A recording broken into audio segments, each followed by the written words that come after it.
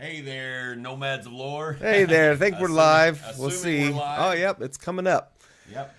Hey there, guys. So excited to be here with y'all. We're going to spend a couple minutes just kind of going through what The show, general thoughts. Yeah. The show, Yep. show in general. We're trying a little bit different setup. If some things sound weird or look a little weird, make sure, as usual, let us know on Yep. on this stream so that it's the best experience for you guys. Yeah, we're going to kind of talk about some more. We're going to get into episode 6 very soon. The first thing we should mention is once we actually get into the episode 6 content, which will be the bulk of this live stream, this video will be completely spoiler filled for show and for books, and we're calling it completely spoiler filled. Jonathan's not quite finished, so if you want a spoiler the last book, you can, but you're officially a jerk. But it's okay. You shouldn't. I doubt that'll come up in this video anyway. But yeah, so we're gonna kind of dive into some more general thoughts. So overall, while I kind of pull up some stuff on here. What are your general thoughts of the show at where we're at overall? Yeah, so I am liking the show a lot. The first episode was hard. I still maintain that the first episode was way too fast paced, and that we really missed out on like the Manetheren speech and some of the a little bit more of the really reluctancy of the Emmons Field 5 to go along with Moraine, and so that's basically it for episode 1. Then we had a pretty strong run. 2 and 3 and 4 was really, really solid. 5 was pretty good. 6 is good, and I'm coming to like it a little bit more and more. It's all of them have their flaws. They all have little things, especially us as book readers, and I know you guys are going through the same thing, that there's things that we really wanted to see or things that we just don't understand why the change was made. But for the most part, if you really think about it, or we will see in the coming episodes or seasons why they changed something so that it makes sense for something else in the future, or it accelerates something or whatever. So I'm enjoying it. Episode 6 was really good for building Moraine, and I knew that Rafe had said that this whole season was pretty much circling around Moraine, which is not the same as the book. So the book is more from a certain perspective. In particular, which we'll get into the episode 6 detail, this one in particular has very cemented this first season is about Moraine. Yeah. Because this episode was heavily, yeah, basically almost completely about Moraine. Yep. Any of the side plots were basically just like, oh, look, they still exist in this show. Yeah, exactly. Oh, look, there's, yeah. Not saying that's good or bad or anything. That's not what I'm talking about. I hope, one thing that I hope we do get, because I felt... You're what? I something peaked on the audio. I don't know whether it was me or you. Yeah, I think it's you. Whenever you got into it, you get excited. Sean gets excited. No, but it's something about what is his name? Loyal. That's where I was going. Oh, gotcha. I felt that the books they obviously do a good job with Loyal, but he kind of gets thrown to the side for many, many, many books, like not even talked about or very, very barely mentioned if he is there. And so I am hoping that I know that's typically, these kind of sci-fi things, they, especially when it's mainstream and when they're trying to get it to a broader audience, they're not going to really worry too much about those side characters like Loyal. But I'm hoping that we get a little bit more Loyal. I'm hoping that we get a lot more Loyal. It'd be awesome if we had a 2 or 3 episode out of the 8 or 9 seasons, 2 or 3 episodes on, Loyal's, like some steading action and maybe some other, a Loyal background story or something. It'd be cool.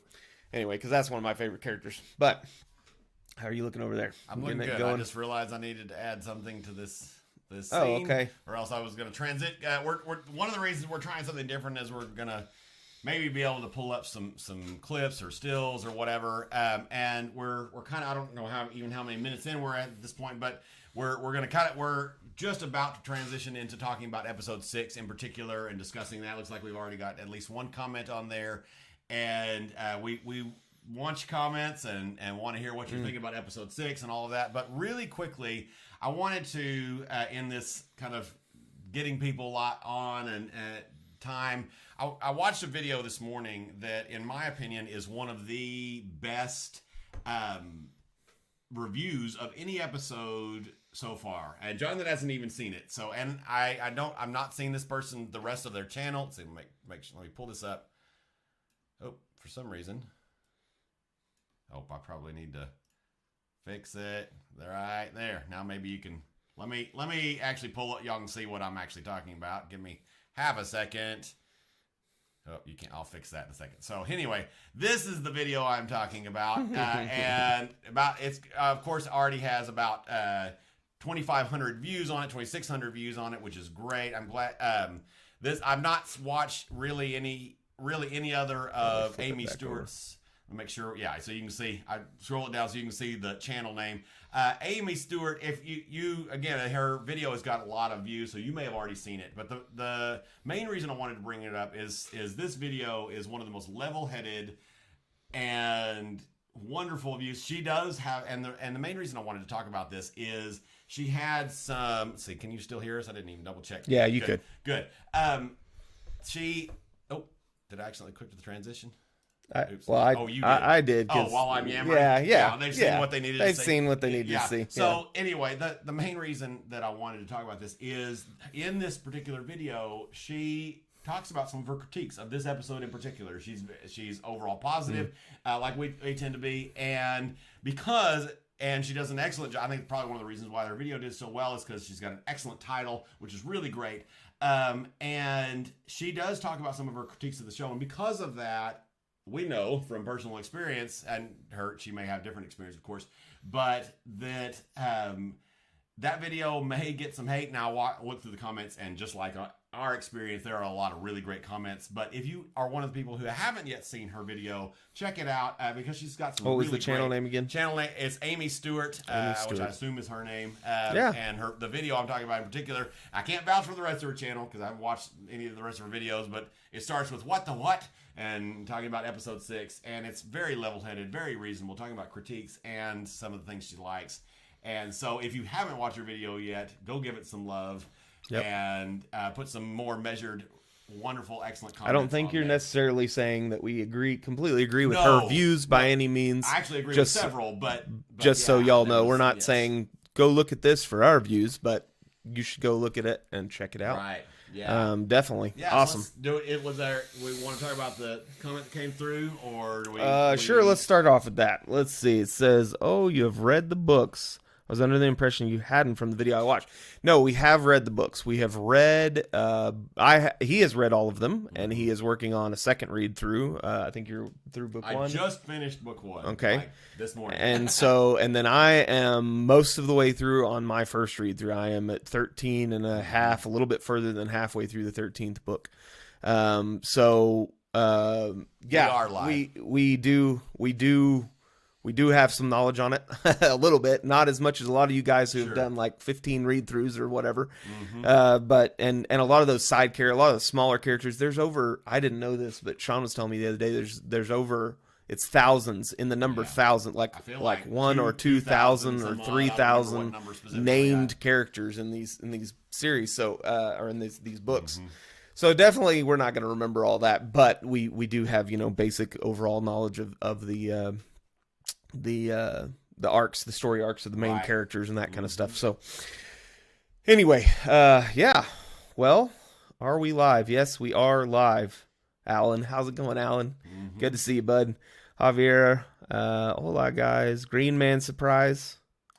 So I actually, who is that? That's Javier. Javier. Okay. Yeah. So you said Green Man surprise. We've been saying for a long time that we're not going to get a Green Man, and I don't know, but I actually had the thought this morning or last night or something, what if we do?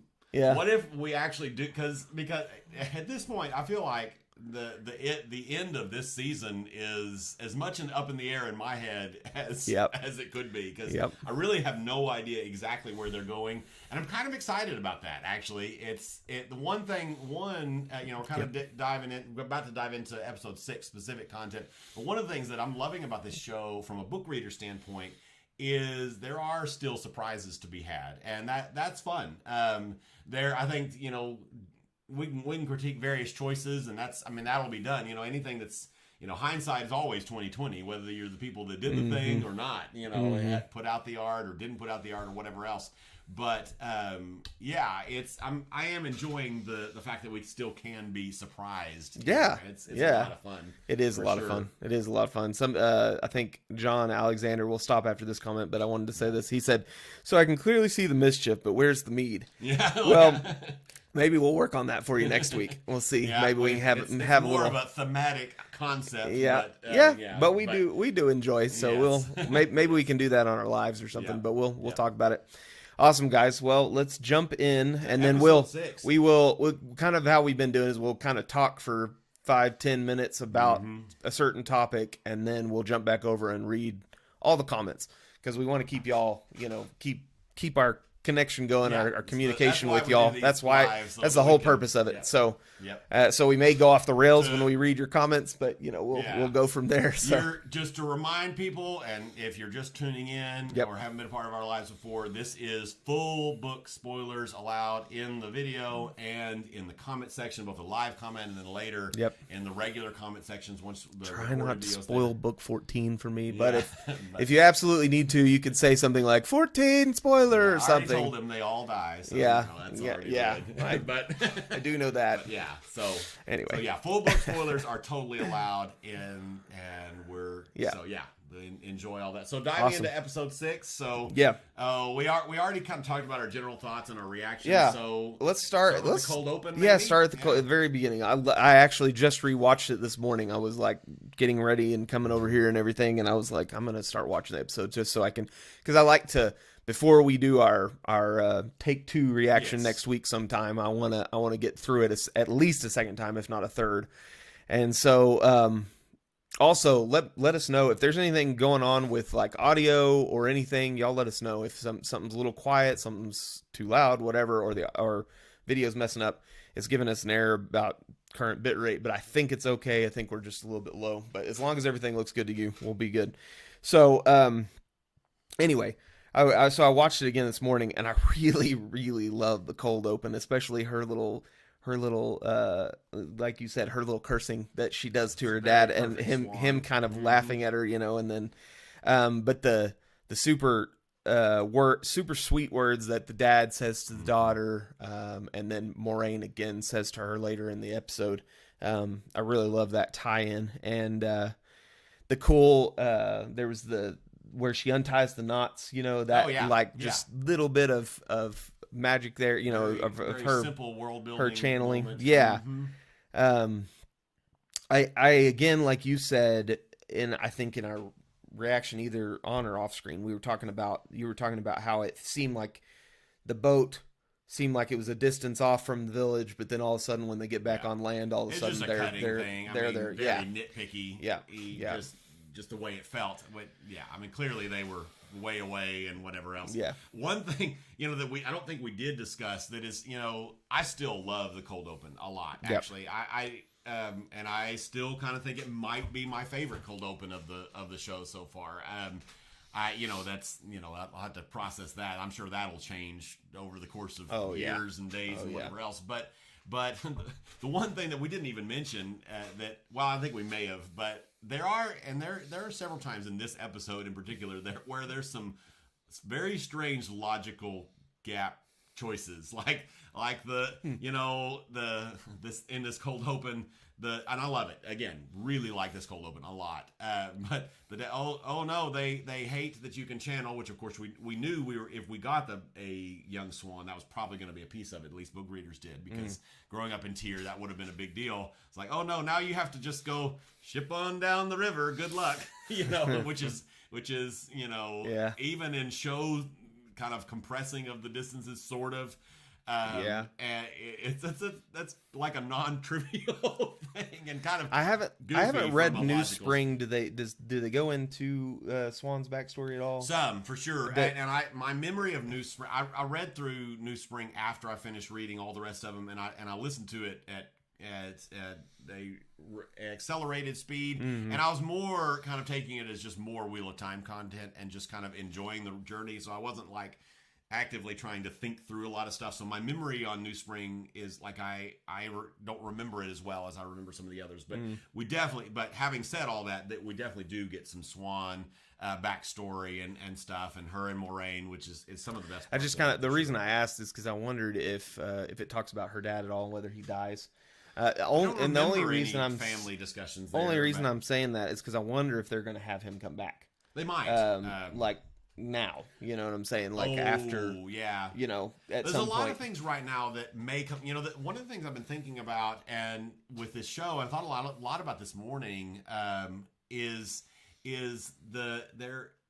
it looks like that they're making some rather strange but potentially really bold choices, because it feels like about 90% of what we're getting in season 1 right now is world building stuff. Yeah, and that's episode 5, which is understandable extremely because world building episode. Episode 6 is arguably very just world building and doesn't advance the plot that we know. I would argue that it does advance the plot of the show more than book readers like us and hopefully y'all have expect, right? It's not advancing Rand and Matt's bits and some of those things, but it does advance the plot of the show. I would argue, but which speeds up some of the things like or could speed up if they wanted to speed up Moraine's death. We've had that discussion of maybe that I could is still quicker. See that happening. You know, all that kind of stuff.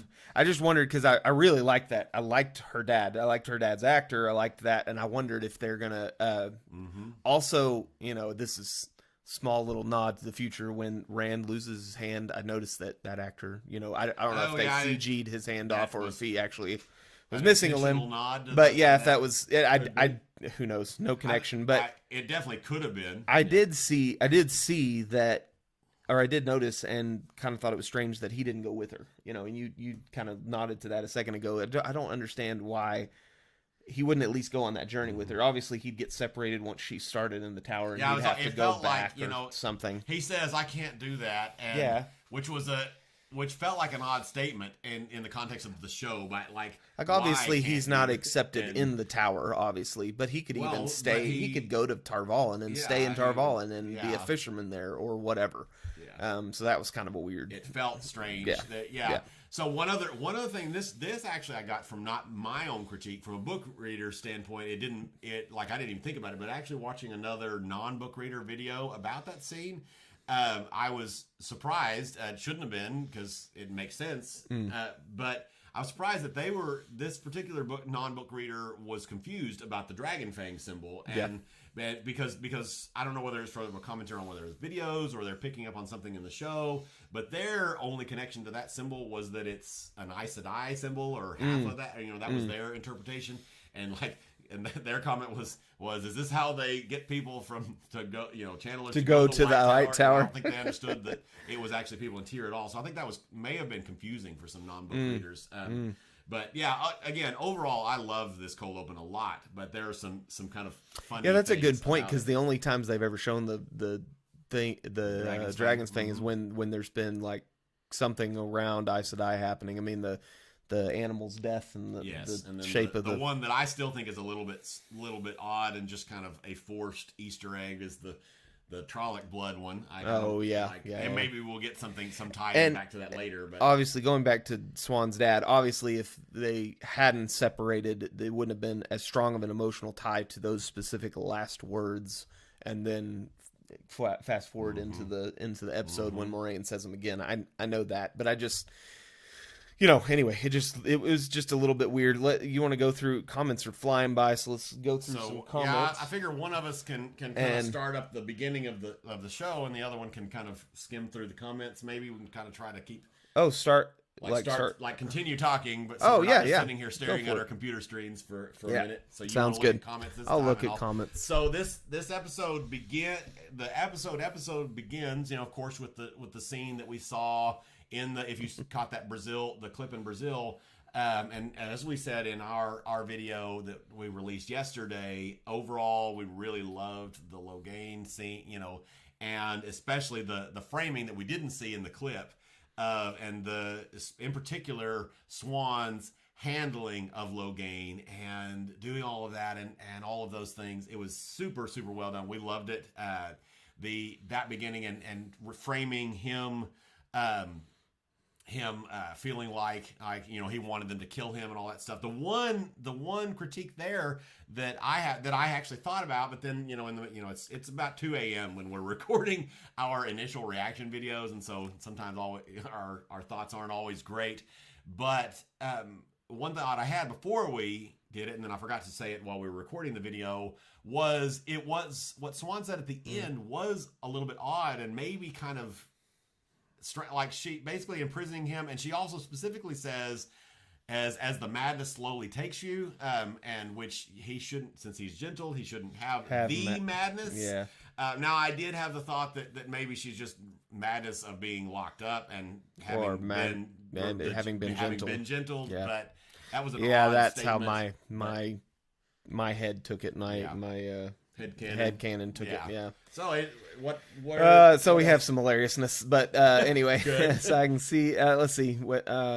I'm glad you're awake, Bulldog. And then Liam said that the word that Swan says is not a curse word in the Netherlands. So, and then Patty says guilty of multiple read-throughs, and so is Javier. Oh no, Javier's one read-through. And that he loves the intro in Memory of Light, which I haven't gotten to, but do you like the intro of Memory of Light? I honestly don't remember what the intro of Memory of Light is. John but it's says probably that, great. Yeah. And then they said 2,700 name carried, 2,782 is what Patty says, which is so nuts. Crazy. Yeah. Yeah. And I bet, and I haven't seen this number, but I bet there are, just guessing, I bet you there are hundreds of POV characters. I have not seen that as a number, but I bet you that there are. Yeah, if any of y'all know that, I would be interested to know that. Yeah, how many POV characters that you're looking through their point of view when you're reading through. It's crazy. I felt it was important that this is EL No. I felt it was important that she had to go alone. I'm sorry if I'm butchering your name. She had to go alone to Far Damon because her father couldn't lend a hand. Felt it was important she had to go alone. Oh, I got you. Are we making a joke about not being able to lend a hand? I think we're making a joke. Patty says thought that there couldn't be an interesting correlation between the weaving of the nets that they do and the ease with which she weaves Saidar. Which is how powerful Swan is, because she was considered to be one of the most powerful at that point. Tarvalin. Yeah, that's what he's trying to say. Yeah, at that point, it was. Oh, are you making fun of my pronunciation of Tarvalin? No. Tarvalin. Yeah, no. If you are, that's fine. Tarvalin. Anyway, whatever. But anyway, yeah, she was one of the most powerful channelers, and that is if I'm remembering correctly, that Nynaeve and Egwene were kind of downplaying that at this point in the show, which makes me a little sad. And now Nynaeve was I think they said she was stronger, or at least very strong, towards the beginning of the series. Correct me on that. Yeah. But she was definitely very strong. I'm a little bit sad of where we are with Egwene. It is kind of book accurate at this point of the series for sure. But I love Egwene. She's probably my favorite character by the time the book series is over. And so I'm a little bit sad we're kind of downplaying her a little bit right now, but it makes sense. And she's going to get a lot of play later. Yeah, so, and as long as we do her justice, then I'm good with where we are. I am glad if they're doing this for this reason. I am glad that they are like it almost seemed that they made Nynaeve more powerful than Logain, which they definitely intimated that. Yeah, they intimated it. And I actually like that, because if you look at the power list, which I've done, I haven't done it recently, Sean's done it more recently than me, but you've got a lot of men up at the top and then the women further down. And there's a few men down, but most men are so far and above more powerful than the women, and I thought that was kind of not. It doesn't seem right, even though, you know what I mean. But anyway, so I'm glad that they're kind of changing that. Yeah, and showing her power instead of telling. There's a lot of showing instead of telling in the show. There were arguably a couple moments in this particular episode where there was more telling than showing, and all of that. So yeah, the scene with Logain, now it transitions, of course, to Moraine getting in trouble, which is that was an interesting scene, and we, if you have watched our initial thoughts reaction to that, there is still one, the one statement that's still a little bit confusing to us, and the whole, and there are obviously ways to headcanon it away and make it work, but Moraine saying "I can't say" in response to Swan's questioning her about the thing, and one comment that's been pointed out that we didn't mention, didn't think about, but we didn't mention in our reaction video, is that obviously Swan had to push Moraine and be hard. I understand why they did that. Yeah. That makes sense.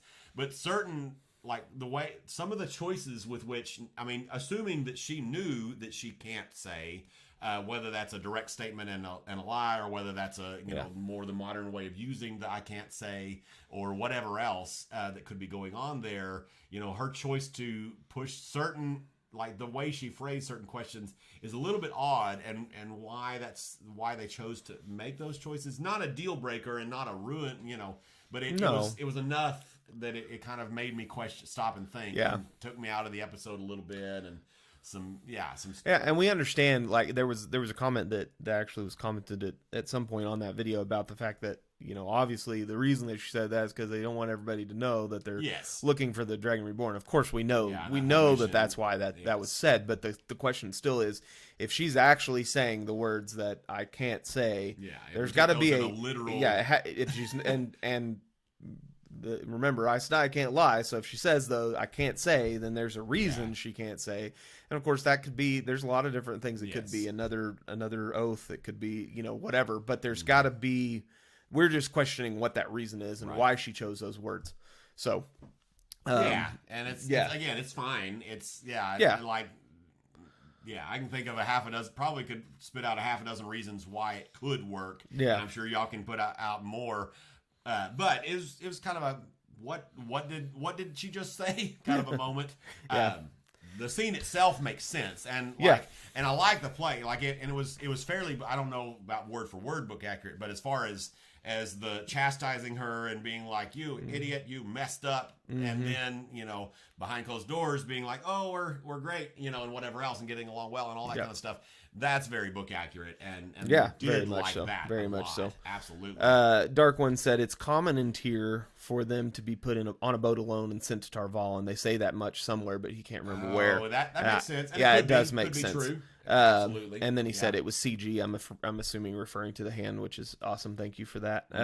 We do. One thing we didn't mention we do get a shot that was super exciting of what we assume to be the Stone of Tyr in the background a couple of times, and that's exciting for the future. I loved super cool. Right now. I loved the shot of Moraine standing there on top of the White Tower, looking out, and the river splitting behind, like in front of her, splitting off. Thought that was really cool. Shot that we've seen in a trailer, but we had, but it was beautiful. Shot. Yeah, it was cool. I know some people have had issues with Moraine's shoulder pads and whatever, and some of that. I really liked the costuming, the formal costuming in this episode personally, including the shoulder pads. I thought that was very Tyrian look. I'm enjoying it because it's different. It's not just what we've all, whatever. Right. It does remind me, hilariously, if any of you have played World of Warcraft, it reminds me a lot of World of Warcraft, like mage shoulders. It's very, on a female, that's how they they're like. Are they pointy? Yeah. So anyway, let's see. They didn't look like 80s power shoulder pads to me. No. I personally really like the costuming in this episode. Liked it a lot. Other than the Amerlin stole, I'm not a fan. It does like I said in our reaction, it does, or something. I don't even remember when I said this actually, but it does fit the cost, like her overall look, and I like her look overall, and so I'm okay with it. I just wish the stole was more clearly all the Aja colors. Yeah. It's there, and it's a tiny little nod. Yeah. I almost would have liked to see instead of the way, I don't know. I was thinking like kind of the things you wear whenever you're graduating college. You have the tassels or whatever, like something. I don't know, something more that. And then I even felt like if you look at the floor of that room they were in, that was beautiful. There was beautiful the 7 design. colors, but it was so muted. I don't know. I feel like we're kind of. In some aspects, we're being really bold with our colors with the costuming, but then everywhere else, it's kind of like we're muting them down. Mm-hmm. It's just interesting. Bulldog says, I agree. He agrees with you. The last 2 episodes have set up a lot of background. MJ Daniels says he really liked the episode, but the last bit, I'm assuming he means the part where they're about to go through maybe Matt staying behind, but where they're going through the ways. He said the last bit threw me. I don't hate it, but I'm very curious to see where they're going with the last 2 episodes, as are we. Agreed. For sure. Yeah.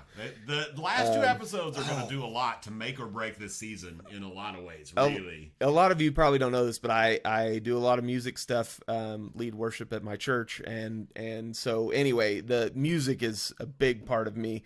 And so, Javier, I completely agree with you. You said the music in the cold open was good, and that is one of my favorite songs, besides probably Tom's song that he started with. I love that song. But this cold open music, it's got some like children singing, but the melody line is beautiful. Sean's mic sounds like it's far away. Does it? I was trying to not be screaming, because I tend to be loud sometimes. So yeah, so you might just pull it in. I can kind of turn it down a little bit. Yeah. Okay. You can do. Pull it in. Make it sound good. Yeah. Says. Dark One says that there's 147 unique POVs. That's awesome. I totally believe that. That is crazy. Insanity. That's one of the reasons. It's cool, but that is one of the reasons why the slog is the slog. Not the only reason. But of the books. Yeah. Good or bad. That's one of the reasons. Episode 6 was amazing. I'm happy about Moraine and Swan. Yeah. Yeah, that's some people don't know that is actually canon. Some people are not paying attention At least to part of it. Yeah. Maybe not late in the books, but and a lot of people are super excited about, which we can understand. Yeah, for sure. Patty, the madness is not removed from being gentled. It does not get worse, but how long can you handle the madness that's already? So I wondered about that. Is there another character in the series, or another intimation, or somebody says? Because if I remember right, and I could be remembering wrong, but based on my one read through, right, the only character I can remember that still continues to have madness is Rand, I think. No, which is a different. So I'm in 13 and a half or whatever, and just recently Nynaeve healed madness from one of the guys. This is post Rand fixing side R. They still had the madness that originated, and she went into his mind and pulled it out. She tried to go into Rand's, but she said it was different in Rand's mind, that there was more of it first of all, but then there was a light like beneath it that had started shining, which is obviously the veins of gold. The veins of gold thing where he kind of starts to shine bright or whatever. But that. Now that I'm thinking about it that way, you're right. So the madness is going to be, even if they get gentle, the madness is still going to be there. Yeah. And he's not going to be able to be healed of that until if Nynaeve in this, who knows if they'll keep that, her ability Hopefully to they do. That stuff. Great storyline. It's so cool. The characters are so good, which is one of the, if you try to review this show from a book reader, they're doing this, and you start assuming, they're going to wreck all these things. We could make all kinds of assumptions, and we don't know, and so we're hoping that some of these things they keep, because like Matt's character is so great later on, Perrin's character is so great later on, Egwene, Nynaeve. I mean, there's so many of these characters that and we don't think again we're way beyond this thought or whatever, but But, if they were to change the Dragon Reborn, there wouldn't be any need to. And so that's one of the reasons why we're still thinking they're keeping all of that the way they are. We got to nod in this episode to what if it's all of them? What if we're all special? And which is if it's continuing in the vein that we hope they're going, and it's just tension, I'm totally fine with that. I think that's, in fact, a lot of people are having a problem with that, and it's funny to me. Like I get that if they eventually change the Dragon Reborn, sure, I would have a problem with that. Yes, we both would. But the idea that as a non-book reader, we're going through this and they're wanting to keep that surprise, like at least till next episode. I think that's when they're probably going to do it, in my opinion. But they've been wanting to keep the surprise of who the Dragon Reborn is, so you've got to throw in all this stuff. Even saying, the Dragon Reborn could be a female. I don't have a super big problem with that idea. I don't want to see it happen because of the magic system and not because it's a female, not because but because of the magic system and how it is and how they decided to continue it being set up that way. It wouldn't make sense if it was a female. But no, I'd be totally fine if we did another turning of the Wheel of Time 2 after these whatever 8 or 9 or however many seasons they go. They have a Wheel of Time, a second turning, and they make a female Dragon Reborn. I'd be totally fine with that because they kind of set that up with the Dark One and the Forsaken, that he changed from male to female. And that's, again, that is one of the really cool things about the Wheel of Time as an adaptation, is there are so many ways that book fans can convince themselves to be okay with something. Changes. Another turning the wheel, portal worlds, all kinds of stuff. And so it's fun. It's cool. Darwin said he always thought it was a little silly to make men way stronger just because. I agree. They're still saying, Sean's mic might be far away, so sorry. It's fine. I am turning down something. Let me. All right.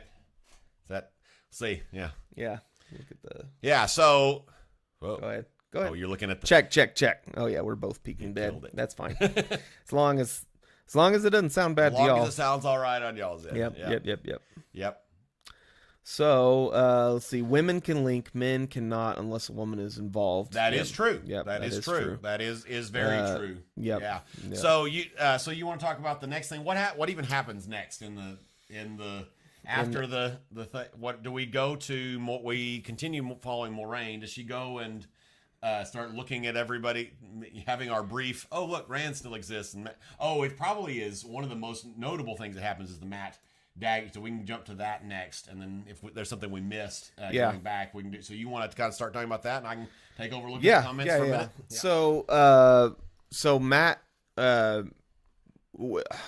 thought it was very interesting how they've increased the speed at which Matt is kind of getting tainted or whatever with it from Shadar Logoth, from the what is the what's the Mashadar? Is that right? Mashadar. Yep.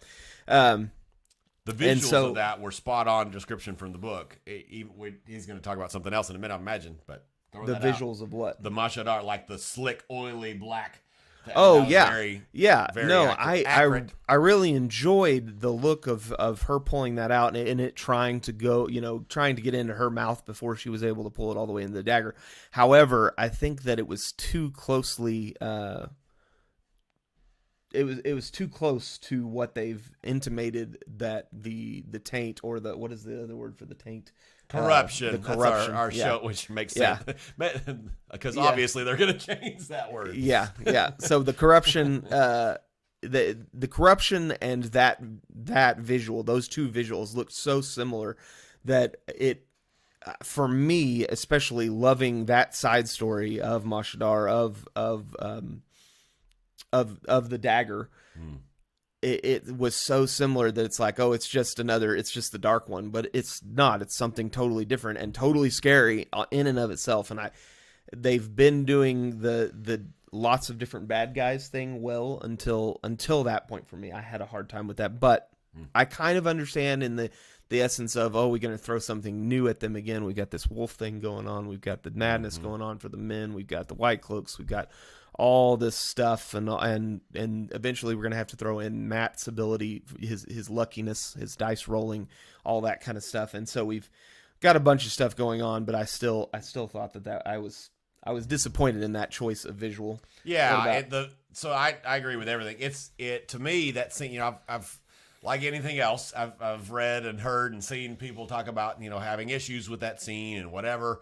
And if they, I will say, and I was trying to read comments and listen to what you were saying at once. We need a producer on this show, so we can have somebody in our ear telling us what to look at or whatever else. But I've heard some people talk about it, and if, for me personally, I think Jonathan 100% agrees that if we are done with that story thread and Matt is totally here, I'm gonna be at the very least sad. It won't be a deal breaker. That's not gonna like totally ruin the show, but it's a big change, and I would be very sad. And I don't think that's what they're doing, as long as it's, because right now it's fairly book accurate, because, you know, Moraine does heal him partially, and it's behind closed doors in the books, so we don't really see what's going on there and all of that. And so if it stays with what it looks like to me, because there were several nods to it. Moraine talks about the darkness still being inside of him, and of course the ending, which we know that him leaving is as likely as not because of Barney Harris leaving the show, and probably that's the real reason why it happened. Narratively, it couldn't, you know, they could have been thinking to make that change anyway, you know, have him for whatever reason, maybe even to continue that storyline. Yeah, I'm hoping that's what it's for. I'm hoping that he'll come across the dagger. Yeah, but I just hope that like, as it says right now, I liked it a lot, other than the visuals being very similar and probably being confusing for non-book readers. Other than that, I loved that scene so much. I did want to, kind of jumping back a little bit, Patty mentions that they, as I assume she's speaking of Moraine and Swan, swore an oath to one another 20 years ago to find the dragon and never speak of it to anyone. That's why she cannot say. And so I was trying to remember in that from New Spring, them swearing that oath to find the dragon, never speak. I was trying to remember whether that oath was on the oath rod or not, because to me that still makes a difference on and what that's just could be just a headcanon way of explaining. She cannot say because of the swearing. I couldn't remember whether it was or wasn't, and if it was, then that, like, I'm done even talking about it, because, like, okay, yeah, obviously that's why, because if it was on the oath rod, that's a yeah, duh. Yeah. So I just couldn't remember whether it was or wasn't, because that to me still makes a little bit of difference on that. But yeah, the Matt scene was good. Let's see, what other things we got? The Battle Swing Tower. John talks about the so MJ talks about the portrayal of the tower power dynamics. Couldn't agree more. Yeah. I love that we're getting some of those elements early. Power. I like that. Tower power makes it difficult for me to say, especially on camera, apparently. But I love that we're getting some of those elements early. Now, admittedly, arguably, it is more of a world building than where we are currently in the plot thing, right? So if you're, like that as a critique or whatever, but I really do like that we're getting that earlier. That's some of my favorite things in the series, as is true of a lot of people. And I love seeing Moraine in particular playing the game of houses and doing it excellently, outmaneuvering Leandrin and working with Swan to do all of that. I love that, because of course she is flipping fantastic at it, because she's growing up as a Kyrian and noblewoman, so of course she's going to be amazing at it, and I loved that tremendously. It was really, I pulled up the episode, so actually the thing that we need to talk about next. Do you have a couple more? Go comments? ahead, and I'll. Well, the thing we need to go into next is actually right after the credits. They have the part with Logain. We did talk about that. Oh, we did. I talked about it. Oh, we didn't yeah. Get into it much. I talked about it while you were pulling up the comments. Say what you want to say, though. I loved the Logain scene. That was I love Logain, period. But that actor is doing such a freaking good job with it. What is his name? Let's see. Oh, of course he's not in X-Ray, because whatever. Anyway, but they do such a good job. He does such a good job with that. Oh, there it is, Alvaro Morte. He does such a good job with being kind of a questionable evil character. Like you as a non-book reader sitting there viewing this might think, okay, this guy obviously, false dragons are bad guys. but they're super careful to walk that fine line of he's not actually evil, and the things that he's saying totally make sense. Like at first I had a hard time when I watched that scene, whenever we watched it with the Brazil thing, when he says, I nailed that bee to the wall, or whatever. Yeah. And I was like, oh my gosh, that's like horrible. But then, when they actually show it in full context, absolutely. that he's just, all he's trying to do is die. He wants very badly to die because he's going mad. Yeah. And anyway, so beautiful. Beautiful. I note, I think it was on a Daniel Green video about this. I think is where I heard somebody say this, but they talked about, I'm sure some people are concerned about, well, this jerky Logain is not the character of Logain in the books. And I think it was Daniel Green that mentioned that this scene is probably not the best one to kind of be a judge of his character and who he is as a character, because of his intentions to try to do, and that's absolutely worth mentioning.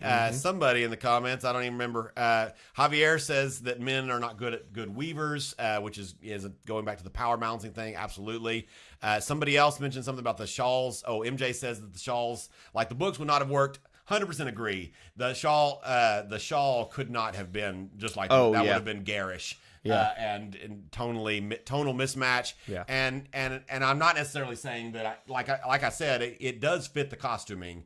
I just wish that we had some, like, it was a little bit clear. I don't know. And I am not a costume designer. I couldn't tell you how to fix it or if it could be fixed, because it does look like a beautiful part of her costume. I just wish that some of the, I think our or at least my portion of that, of not liking that, is really just, I want the new viewers that haven't read the book to be able to see, oh look, she's the Amerlin, she's dressed completely different than everybody, but she's got all of the colors on her costuming, and I think that's something that as a new viewer you would probably miss, and that's the only reason that I even care. So go ahead. Well, Patty, he said those oaths were not on the oath rod, and that a promise oath is just as binding, and that is I maybe semantically, whatever else, but I'm kind of humbling over my words, but and it absolutely could be just as binding. It's not as magically binding. I think that's that. But it still could could be a really good explanation for why she says that, and it totally works for me. And yeah, absolutely.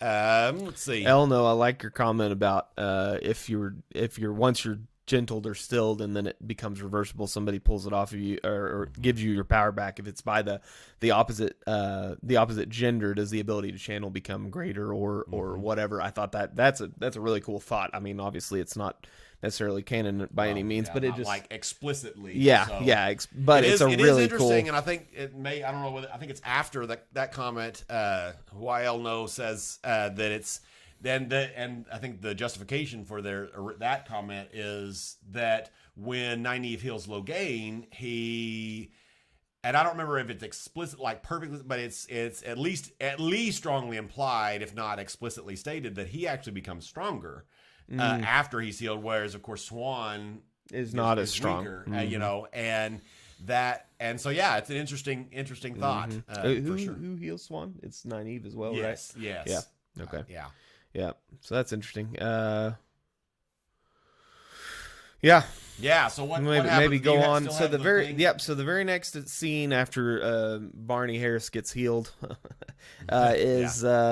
is basically Rand thanking I like Moraine, that scene. and that actually, it's super short scene, but it really helps because there's got to be before her death, and who knows if it's going to happen in episode 8. I doubt it, but maybe it will. But I still think it's a strong possibility. I don't know if it's. I hope it doesn't because of this, but well, not because of this, but they're at least starting to make strides at kind of chipping away that wall that he's put up between him and trusting her. Yeah. And so, which is gonna, if we don't get some more of that, I mean, this is that, but in a very small piece. Yeah. If we don't get some more of that, it's going to be very different when she does die, quote unquote, or leave, and because it's, this, as I think you've pointed out on camera before, that whenever Rand later is going through his list of women that he's killed, she's always at the top of that list, and her actually becoming that transition from her being untrustworthy and scary Aes Sedai lady to somebody he looks trusted up to, mentor, and you're my mommy, yeah, sort of literally, thing. And then later with Cadsuane, as I loved Brandon's quote, I assume who he's talking about when Cadsuane shows up, "You're not my real mom."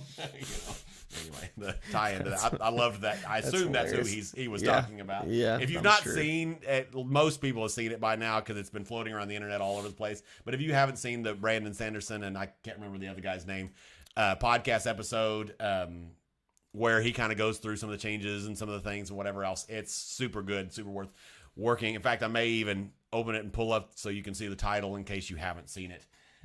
So what happens next? Well, Nynaeve comes bath out. Scene. Apparently, but the bath scene likes to have her meetings in the bath.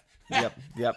Yeah, that's a good point. That's the best thing about that scene was our hint that the Shan are coming.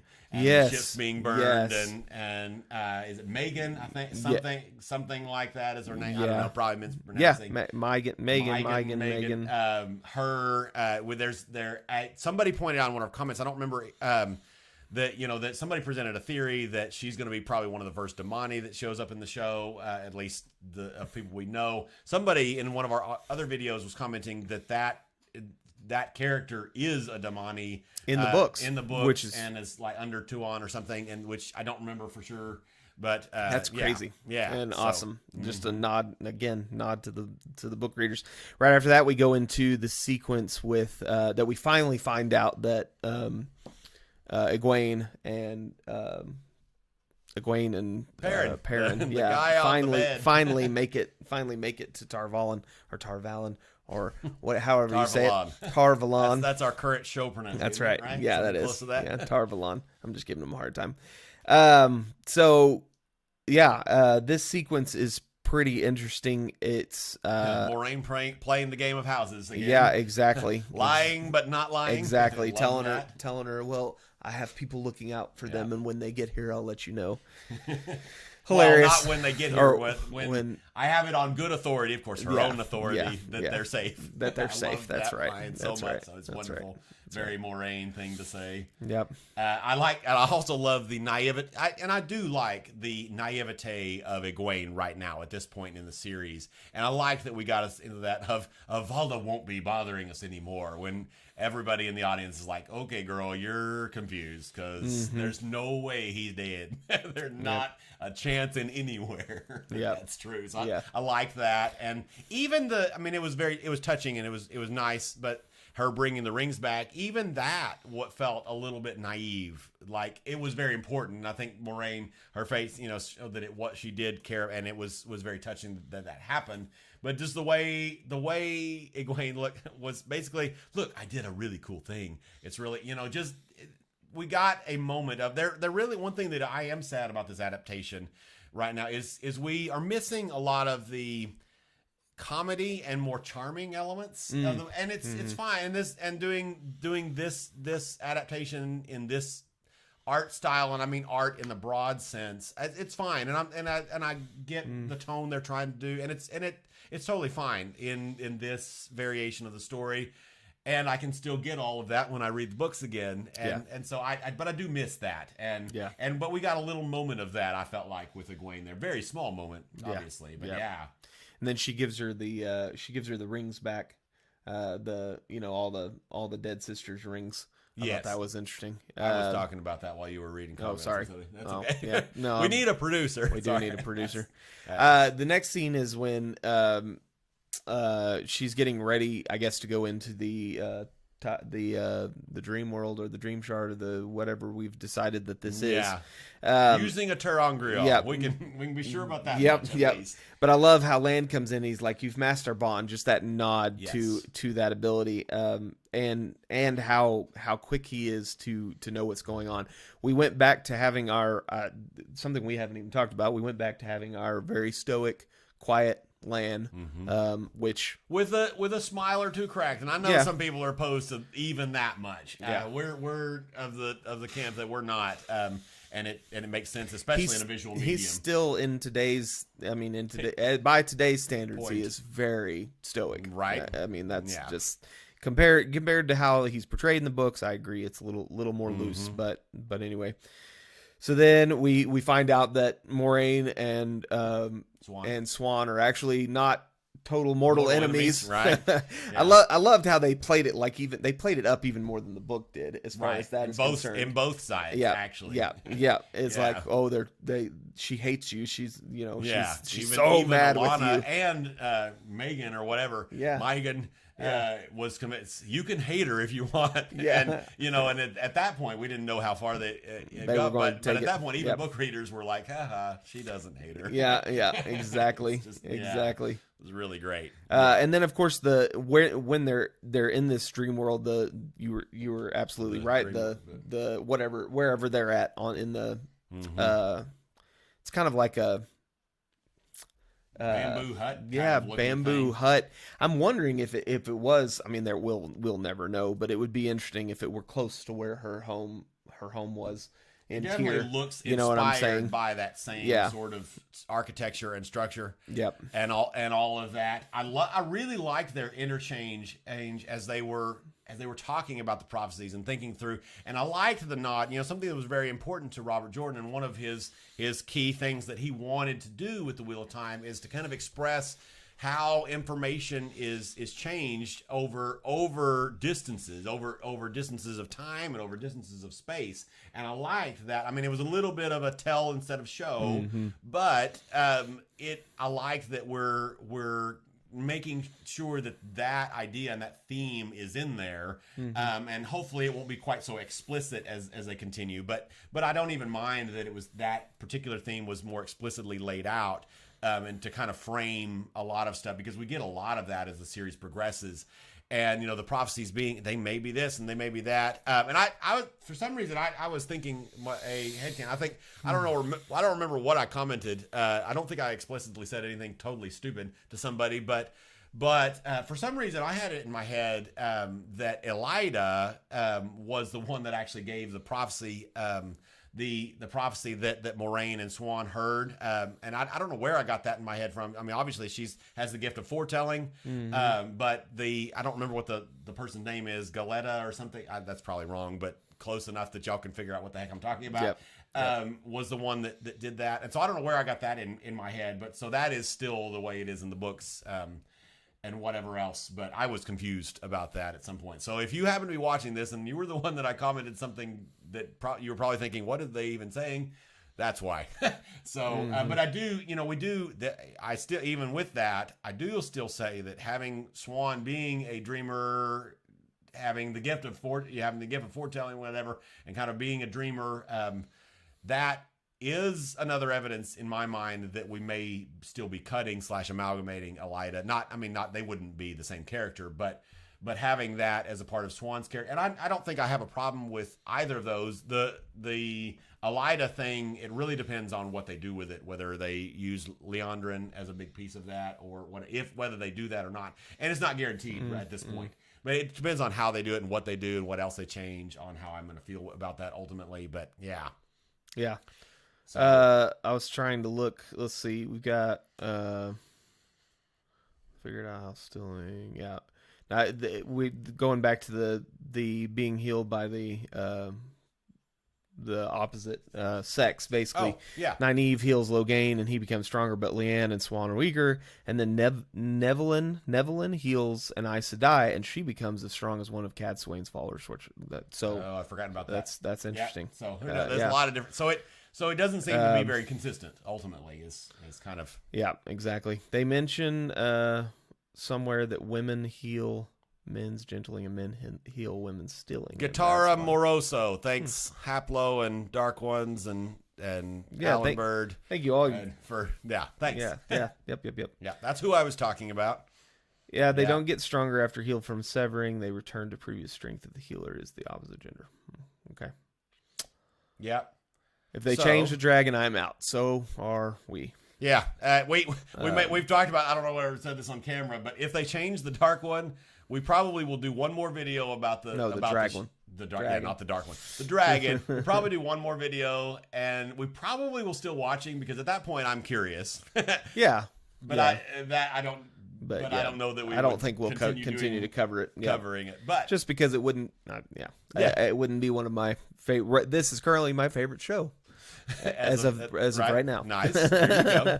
I mean, not favorite show of all time, but that I'm currently watching. So anyway, Rafe said that they just thought it was more believable to have Aes Sedai not so secure in their knowledge of the prophecies, given that they're 3,000 years old. Yeah, I still that's really, it was really, really good, and I actually don't have a problem with it. Did feel a little clunky and shoehorned, but as far as Swan saying, "Oh, the eye of the world," I do think that that's the we haven't said this warning in a long time, but this is full book spoilers, by the way, in case you're concerned or not concerned or whatever else. But who we know is Ishamael. I'm assuming that he's influencing her there, and it's a trap, as Akbar says, it's a trap, and all of that. I said at the beginning of this ramble that it was a little bit clunky. It is the way it's done and getting them to the eye of the world is arguably a little bit clunky in the books as well.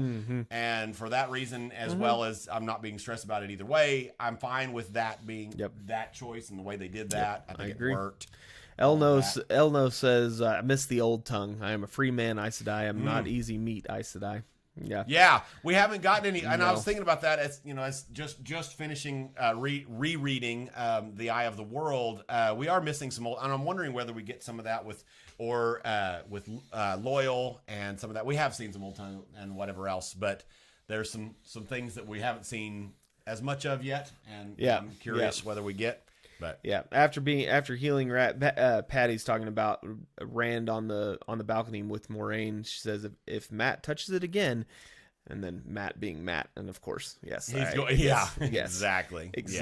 Of course, he's going to. Yep. He may have a different face when he touches it, but he's going to touch it again. And, what if they use that? Something with this, I hope that they just ignore it. Honestly, I think that's going to be their best course moving forward there. But I hope that they don't use some of this stuff as a justification for why Matt's face is different. I hope that they just pretend like that never happened. Yeah. I hope that's what they do, but we shall see what happens with that. Because that could be awkward at best. Well, and Bulldog says Matt already totally healed, completely changed his arcs if that's what they do. But I think that they left it open. And the reason I kind of had this thought while you were talking about it earlier, I think, Moraine they may have it kind of in her thought process that, because how many times has she healed a dagger from Shadow Logoth? Probably never in her life. And so, healed that taint or touch out of someone. Yeah. And not taint, but the touch out of someone. How many times has she done that? So her knowledge could be at that point, okay, I think I've healed it. You know what I'm saying? It could be just, okay, it's healed. Narrator. The darkness is still there, but it's healed and he's fine. Sure. And then later it could be, no, it wasn't healed. We've got to get a full circle, that kind of thing. And it changes his arc. Part of it early on. I think it might be too strong to say it completely changes his entire arc. Because that is an important framing thing in the early books and whatever. But it changes early stuff. But I think we're gonna get a lot of changes from the early parts of the books anyway.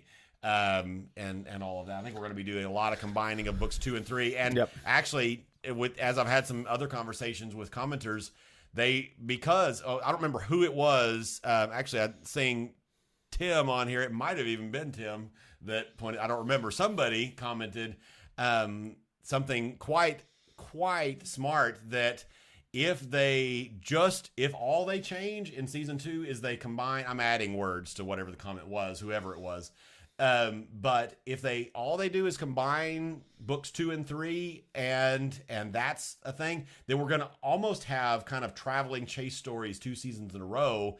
And they may not do that because that may be so. So we may get even more combinations from like even later in the series, and that could work. We'll see what they do with it for sure. Alan says the dagger itself and the effects and connections it has to is one of the things that makes this story different than every other story. I love that storyline as well. Didn't like how they prepped the horses with gear and to let them go. Yeah, a backpack would have been a good heads up. Yeah, Robot Adventures said that. So I don't know how many of y'all caught our early part of our this stream, but one thing Amy points out in her video, and I did think about the horses, but is comical as far as just from a pure, even regardless of Wheel of Time, it was kind of a comically done thing, when you step back and think about it, because like, okay, we can't bring the horses, which is fine. I'm sure that was a logistical choice. Yeah. Completely sure that, we don't want to, with what it looks like they're changing the ways to and whatever else, not trying to get horses in there and whatever else. Yeah. They don't want to get stuck or something retarded. Yeah, I'm sure that's why they did it. But like, okay, we brought all these horses and they're fully saddled and they have all this gear on. And buy horses. Good luck with your Thanks for bringing all that gear. Exactly. Take it back somewhere else. Back and thinking about that, that was an odd choice to say the least. It's not even remotely a deal breaker. Just let's go ahead now that there's more people on. Give you were talking about that reviewer. Give a nod to her again. Back out. Yeah. So at the beginning in our kind of getting people on segment, we.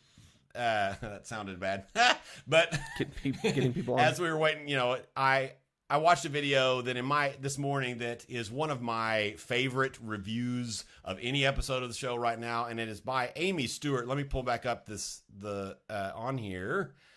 There it is. I don't know when it came. Let's see, it came out December 10th, so yesterday. Mm-hmm. And it's already got a lot of views, so probably some of you have even seen this video. But I wanted if you haven't, check her out. If you haven't, check this video out and give her some love. Because of some of the things she talks about, we are 110% sure that she's going to get some idiots coming out of the woodwork and commenting on her video. So go be a positive, intelligent human being on that video. That's right. And watch it all the way through. That'll help her out, I'm sure.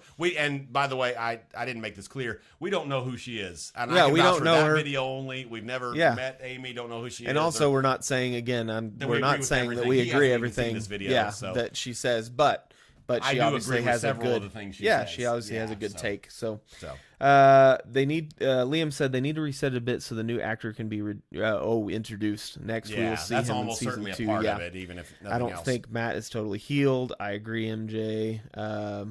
I think, and then Patty says she agrees as well. I think she healed him from the connection, but she didn't say she broke the connection. That's a good. That is a good point.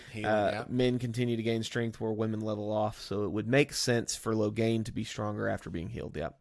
Elno says to Patty, one of the Aes Sedai stilled at Demise Wells gained strength when the Ashramon healed her. I did not know that. I didn't remember that. But it sounds. I remember that scene. I didn't remember the strength increase. So gonna butcher your name, but Tillalarian maybe. Made the point that I've heard. I don't know whether they were. Somebody commented this on one of our videos. I don't know whether it was them or someone else, but they said, I got to say again, why would any book reader complain about Matt's healing being fast tracked? Why would you rather have screen time for edgy, annoying Matt or actual awesome Matt? And I actually agree with that Matt being grumpy Matt is much less interesting. For me, the only issue I have even remotely with him them fast tracking that actually is basically that in the books, and again using it happened in the books is not necessarily a good argument at all, but I like from the books that it took a full circle with a ter'angreal to or an angreal sometime, I don't remember which, but whatever. To heal him. To completely break that. So it was a big deal and whatever. And I like that in the books. And I would be okay with them changing it. But it would be, I would be sad if it didn't. Hip Karma said, when you consider how important it was for Stepan to return Karine's ring, what Egwene did was significant. I absolutely agree. Yeah. And they did kind of, Swan nodded to it, which I loved, and so that's good. But it was. Yeah, I should clarify. I was not saying it wasn't significant earlier. It was absolutely, and I'm sure it was very important to Moraine, and Swan mentions it again later. Mm-hmm. And it was. I'm sure it was very good. And all I was saying was it was cute the way Egwene's actress, as Madeline, I think, acted it. That it felt like a schoolgirl saying, "Look what I did." Yeah. And that's so. Yeah, it was Yeah. absolutely Yeah. good, and I loved Yeah. that too. It was just cute and fitting with the naivete of where Elida, where Egwene is. Egwene at this is, point. yeah. So Alan said, I did notice how none of the reviews have ever mentioned land in this episode, have even mentioned land in this episode, which it's very true. And I sorry that I didn't even think about it because he's got such a small part, but it is a very valid point. Yeah. And that he is, it probably doesn't work to a lot of people's narrative that he's so, emotional or whatever, because he kind of goes back to how he was before the last episode. So yeah, when new evidence comes to disagree with something you have strongly stated, ignore the thing. Yeah, exactly. We try not to do that here. No, and we like to be wrong again. Again from last episode, and I don't know how many of y'all saw our live reaction. I had no idea. Maybe it wasn't take 2 when we were talking about it, but anyway, just that what am I thinking? I just lost my train of thought. Yeah, but land. Yeah, the connection that we've got. Rafe really taking a lot of different. Rafe, the showrunner. Yeah, Rafe showing the showrunner taking a lot of different cultural things and sticking them in, and you watching the after the show about that particular part where he's having to take on the act of being everybody's. What is it called? I can't even remember. The chief mourner or something. Everybody's mourning. Taking on everybody's grief. And people are freaking out by his scream. Honor bound. It totally means if you think about how many people are in that room, there would be a scream, a cry out because of how many people were close to Corinne. Of course, Daniel, we're kind of going back in episode, but Daniel Henney specifically talking about using the basically more primal scream because he felt like that would be more in line with how Lan, the Stoic, would do it. Would understand how to do that. Yep. Yeah, so anyway, Stoic Land is back, more or less. Yep, that was the position of the designated mourner, which is the position of honor in many cultures, and Lan was channeling everyone else's grief and not having a breakdown. Yep, that's exactly right. I love the nods to all the different cultures. Alan said, "Yep, I agree." I love how he is doing that because I think Robert Jordan would love the fact that Rafe is going to all these cultures and pulling little bits and pieces. Very Robert Jordan. It's it's exactly what he did. It's super cool. We're gonna have to kind of skip around. So we may even try to find somebody to help us with our lives have steadily grown each week, and we are appreciating all the comments, and we probably will get to a few more and talk about I guess we've kind of pretty much talked about most of the things from this episode. We got the little bit with so if we haven't mentioned what I was let me finish what I was going to say before, I forgot because I got distracted, but we need a producer. If we didn't mention your comment, sorry. And it's not because we don't love you and it wasn't a good comment. We as we're trying to skim, we may be missing some things. I'm kind of trying to skim through, so if it's not catching my eye, I apologize. And Jonathan's doing the same. We may even try to find somebody to wrangle, maybe one of my children or something off screen next. Or I don't know. Well, that probably wouldn't work. They have read the books, have not read the books, and would be confused. But something we may try to. I don't know if we can.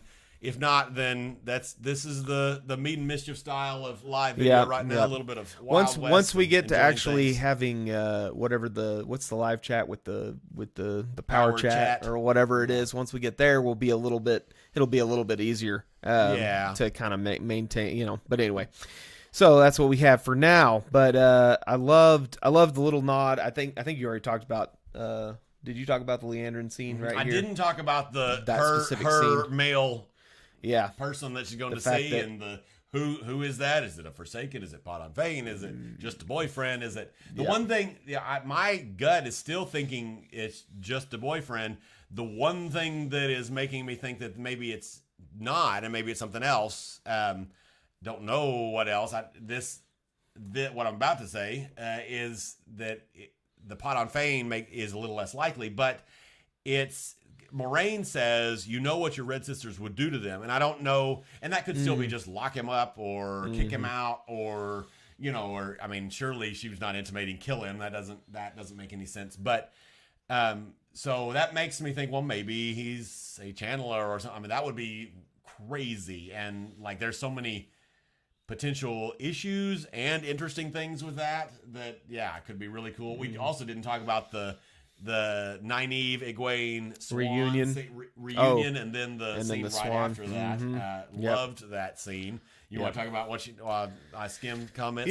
Yeah. So when Egwene and Nynaeve go into the room with Armelin, and Nynaeve says, "Okay, now that you've stopped blowing smoke up our butts, tell us why we're here," basically. Oh yeah. And it's so typical Nynaeve. She hasn't been able to shine. She wasn't able in this episode to really shine through like she has in the previous episodes. Yeah. But it was freaking hilarious. And there's the level of respect that even now Egwene has for the Armelin seat. I love. It's a cool nod to her future. Yes, for sure. It is. MJ mentions that I'm curious to see if those changes at the end with the Eye and the Dark One's prison are just some misdirection or not. I am too. We're, so right now the implication seems to be that we're essentially moving the Dark One's prison from Shea Al Ghul to the Eye of the World, or maybe kind of combining those two things, those two concepts, which personally right now my thoughts are I feel like I'm fine with that. I will see what they do. But that's, even having said I'm fine with that, there's no guarantee that that's actually what they're doing based on what evidence we have so far. It still could be two separate things, and so we're definitely curious. Curious is the right word of what's going to happen there. Yep. So Trevor also says, don't worry about changing the Dragon Reborn. Leaked gifts or 7 and 8 pretty much confirms that. Haven't seen which gifts you're talking about, but definitely that sounds great. Yep. Where are you finding this stuff? Just curious. So if we did a reaction to the promo video this last week for episode 6, and cannot for the life of us, other than I think on Tech Radar or something, which surely that's not where the origination of these things, but where these promo images are coming from, because we would like to be able to give you. They're doing some promo images for the next episode. If you know where the origination, and if you also just in general, if you have some good places for us to be able to pull, news from, or things that people are finding out, like I think Reddit is a really good source that I have not used for Wheel of Time. I've used it for other things. But I definitely need to get on there. But anyway, if y'all have any ideas for that, definitely let us know. So Tim says they don't expect to see the Green Man, but expect Forsaken. I still do think that's the strongest. I absolutely expect that we will see Forsaken. I doubt we will see Agenor or Balthamel. I bet they cut those two. I bet it's some other, but probably. But I don't know. They may. Who knows? We'll see what happens. Just more from a budgetary casting decision. Pat says, will they combine Leandra and Elida? I am right now leaning towards thinking that's likely. Which there are some things about that, like I'm loving Leandra in the show. She's phenomenal. So good. So many things that she's really, really doing well with. The one thing that they could make some changes and still make this work. I hope if they do that, then they change Leandrin to make her not a dark friend, because I like the idea of Elida or whoever they amalgamate. A Black Aja. Because I like the idea of her just being a evil character. That's not the right word. I think you understand what I'm saying. Yeah, a mean character. Yeah, she's got her own intentions. Her own intentions that are not. I like that, and so I would be sad to see that go. It wouldn't be a deal breaker. But I hope if they are, then they change that of Leandrin's character and have them change how they get the girls out of the tower, whatever. I don't think they will, just for simplicity's sake. But I agree with you. So yeah. How did you feel? How did you feel about the actual her having swear on the oath rod scene and all of that? That was something that I talked about really before we prepped, and for some reason didn't talk about on our reaction video that I remember, at least not much. So I had to rewind that scene like 3 times because it felt like they were making a huge change that I was going to have a problem with. It wouldn't have taken me like cancel the show, Pitchfork Man, but not even remotely, not even close to that. But I would have had a big problem with it, and because I thought, based on the wording at the beginning, like what they say at the beginning, I thought for a moment. And again, I watched this 3 times and before I finally was like, okay, I see what's happening. I see what was actually said, because what I thought that they were having her swear to was to swear to obey the Amerlin. Yeah. And just blanket swear because, which, I mean, I'm sure Moraine would be fine with that, more or less, because of things we see in this episode, of course, but, at least more or less, but that's a pretty big deal because of stuff that happens with Lyda later and all of that, and that being a big, huge deal.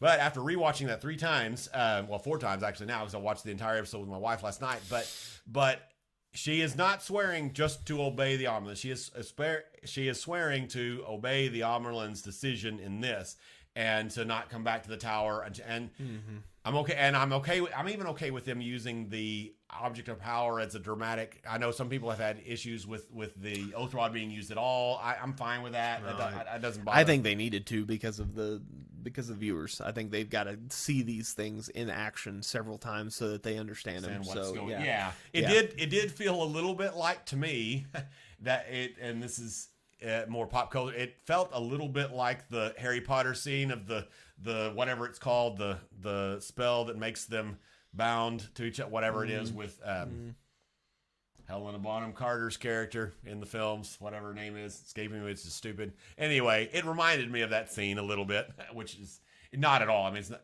anyway, terrible. I'm going to stop talking now before I make myself look like a bigger idiot. But I did have that thought. That's hilarious. Yeah. So yeah, other than the questioning, wait, what happened moment, I think it was a powerful scene.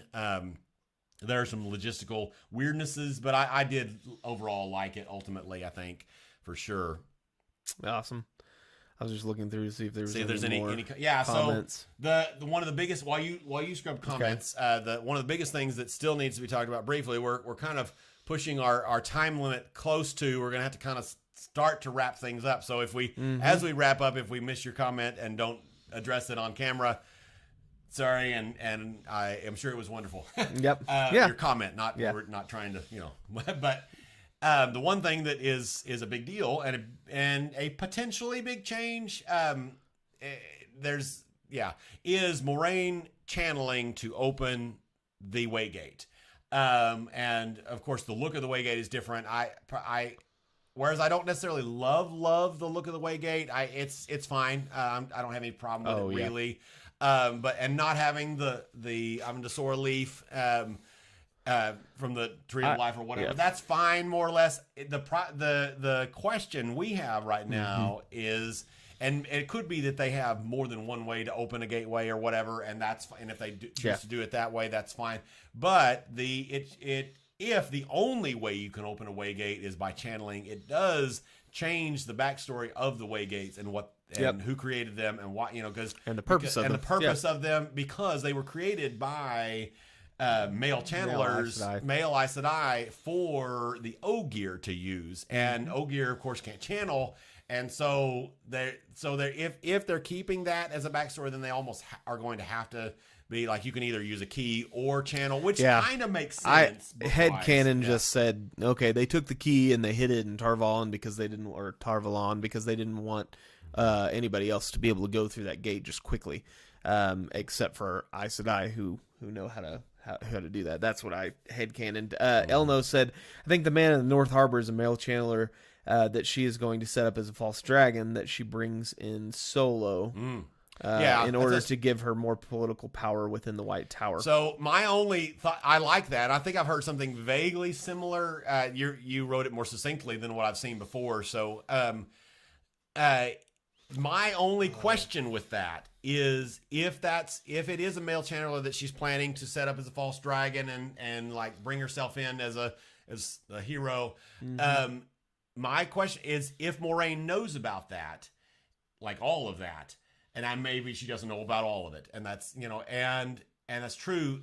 I feel like Moraine would have an issue, and enough of an issue with that to, as far as the dangers of that and whatever else, to do something about it. I know it, and maybe it's just, her mission is more important. And, of course, Moraine's mantra in the books, the will weaves as the will wills, and the pattern, the will of the pattern and all that kind of stuff. And she's just choosing to, let the wheel handle that, essentially the pattern and whatever handle that maybe. But that's the only thing that that's the only thing that doesn't make sense about that theory to me. Dark One says, I don't think they're combining the Eye and Shale Ghul, but I think it's an Ishamael inception trap to capture the dragon and or free the rest of the Forsaken. That seems really strong. That's a really cool idea. I like that a lot. I love Ishi. He's like my favorite Forsaken for sure.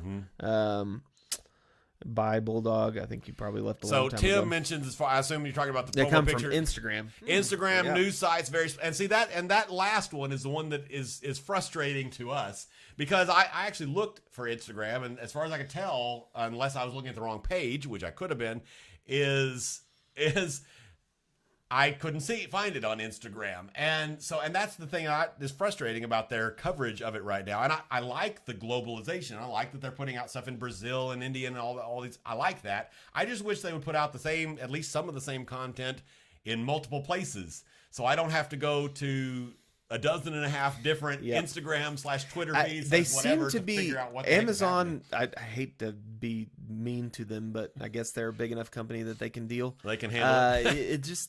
They seem to be very not organized with this release. It feels like that way. Everything they're doing is like it comes out of left field. Like putting up the next episode preview on like different.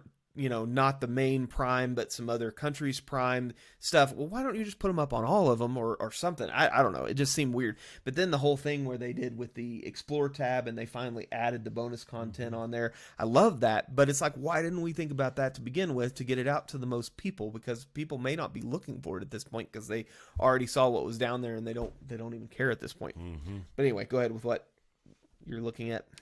Do you have anything? There's a few other people mentioning places to look. Thank you for that. We'll definitely check this out after the show to definitely look through those. Important thing to highlight is that she's sworn to Swan, not the office of the Amerlin. Trippy actually, I want to point out this comment because you said this off camera. It's very similar to what Trippy says, and she says that I think I would have rather seen the re-swearing of the 3 O's and then just exclaim, swear that you won't come back unless ordered. That way there are still the showing of the oath, but not a fourth. You said you echoed that. So wanted to mention that in particular because you like that idea. Yeah, I do like that idea. I think that there are some logistical issues with that, but it makes sense and it's fine. Yep. So agree the ways. The ways were for Ogiers, not Aes Sedai. The whole Waygate thing made me think of the talisman of growing that was given to the Ogier, and that there may be some other form of key for non-channelers. Yeah, that's what I'm hoping. I love it so far. My son, who's watching it with me, never read the books, had to explain what was going on, but he loves it. That's great. That's awesome. There are a few questioning things. Yeah. So I think we've kind of hit most of the main things in the episode, and we've hit several comments. I know we've missed several of them as we've skimmed through. Hope you've enjoyed this live stream. Hope you're enjoying the show. Guys, you guys are awesome. Thank you so much for all your support. Mm-hmm. We're climbing and growing exponentially, and we love it. We're so excited. Not only climbing, but we're getting the people that are showing up seem to be really amazing. Yes, it's not. That's what we wanted to do from the beginning is to develop a community of like-minded folks, and we appreciate that for sure. Yeah. Thank you guys. Mm-hmm. Like, comment, subscribe, continue commenting. We will see you in the next one next week. Adios. Bye. Oh, actually, before you quit, next thing actually you'll see us in is the what are we doing? Predictions. Predictions. Predictions video will come out tomorrow. Our take 2 reaction after we've slept on it a few days and such will come out Monday or Tuesday. Yep. And there may be a few other random reaction, whatever else. I think we're going to try to do that Foundations video. I don't know if y'all saw, but in the comments, a non-book reader gave us a really good idea for video. We kind of had an idea, but we're definitely cemented that we're doing a Foundations video. So y'all can check all those out. We'll see you on the flip side.